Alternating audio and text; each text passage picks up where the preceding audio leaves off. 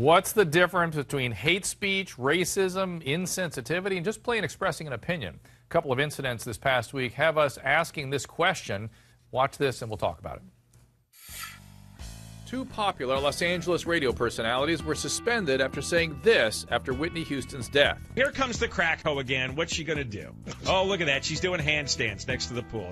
Very good, crack hoe. The station that employs them says it does not condone, support, or tolerate statements of this kind. The hosts acknowledged that their comments were inappropriate. They apologized to the Houston family. John and Kent aren't the first talkers to trash public figures and others. Howard Stern was suspended indefinitely in 2004 for violating decency standards. And radio icon Don Imus was fired in 2007 after a derogatory comment about members of the Rutgers women's basketball team. Then there's the Jeremy Lin controversy. The New York Knicks star has powered the team to impressive wins in all but one game in the past week and a half. He is the first American of Chinese or Taiwanese descent to play in the NBA. An ESPN anchor called that single poor performance a, quote, chink in the armor, unquote. That same headline was on the screen for 35 minutes, and it also showed up on ESPN.com, the ESPN mobile app. ESPN Radio said it too. Obviously, the phrase is a slur. The headline writer was fired. He says he had used those words many times in the past, but not in this context. The TV anchor was suspended. And Saturday Night Live weighed in over the weekend with its own version of Linsanity in a skit that had millions laughing. Joining me, attorney Lauren Lake, also Naji Ali, director Project Islamic Hope, which stands for Helping Oppressed People Everywhere, and conservative blogger Andrew Breitbart. I want to remind people that it was John and Ken, they're LA radio hosts. They're very powerful influences here in Los Angeles and in California, and they're the ones we heard calling Whitney that slur. Andrew, you know these guys. Are these suspensions justified? I think that there needs to be one standard out there, and that's the problem with political correctness, that there are these extortion groups, cultural extortion groups, that want to take down John and Ken because of how effective they are in terms of politics. There's a guy by the name of Nogales who works with Media Matters, and their goal is to get them kicked off of the air.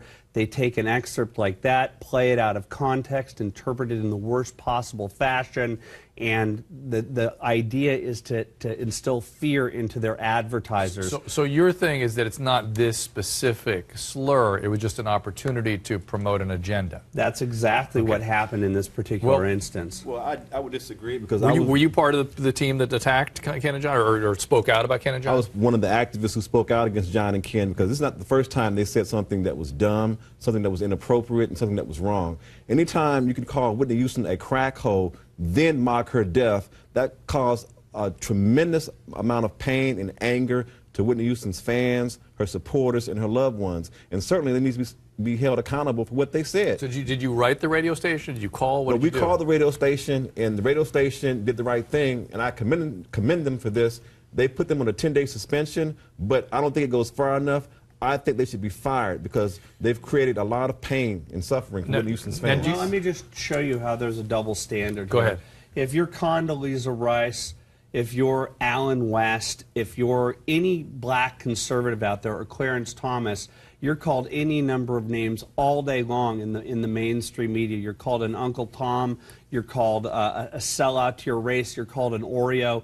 And I guarantee you Naji Ali's not out there defending them and trying to get the people who have gone out there and used those type of terms. And I would argue that when you look at it, these shakedown artists, like the people that do it the best at Media Matters, who get people kicked off of TV, do it because they do not have the correct politics. Well, I don't know anything about Media Matters, but I do know about John and Ken, and they've alienated a lot of people in Southern California, not just African Americans, but Latinos, Asians. In previous comments. Previous comments, but I'll take this one step further. The Clear Channel station, which KFI is a member of, has no diversity whatsoever. So, Andrew, let me ask you a question. How many black people work at KFI? How many Latino people work at KFI? How many Asians are talk show hosts? This is what it comes down to. You have a political agenda, and you want to I have another guest. destroy these guys. Can you answer my question? How would I know? I don't work at KFI. Answer the question. Why They have would I? zero. Zero. They have zero, which shows no diversity, Okay. no other voices. Now, I got to say, we here at Ageline can't confirm that, but I understand your opinion, and I will actually look into that to see. I want to get from Lauren Lake, see if she has an opinion about this. You've been listening, Lauren. What do you think? Patiently, Dr. Drew. And even though it's been figured. wonderful to watch two men argue over this situation, as a woman, I would like to say I took offense not just because it was an insensitive time to make such a comment, that it was a ridiculous comment, a mean-spirited comment, but also as a woman and as a black woman in particular, I found it to be extremely derogatory.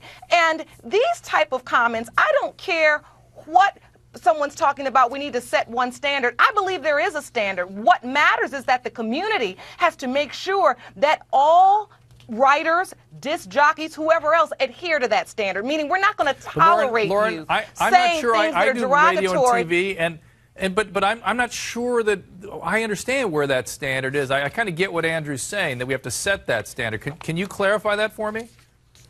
I just believe that the standard is that we have to be more sensitive, racially sensitive, gender sensitive, sensitive to sexual orientation. There is a fine line that people walk, and I will admit with you guys that making money and becoming popular is usually about almost crossing that line and not getting in trouble for it.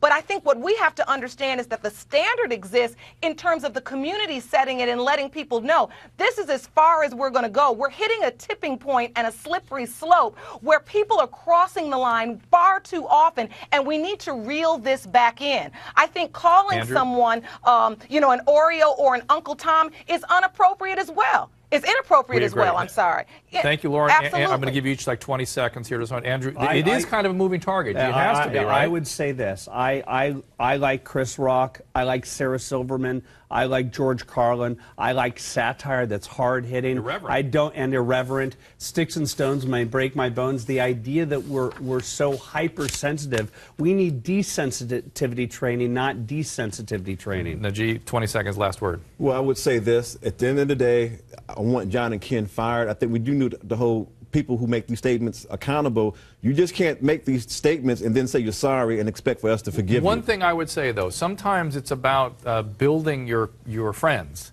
And sometimes your friends misspeak, and know who your friends are and who are not your friends, and maybe educate your friends. Sometimes I always think that's a mistake when people don't do that. But we'll talk more.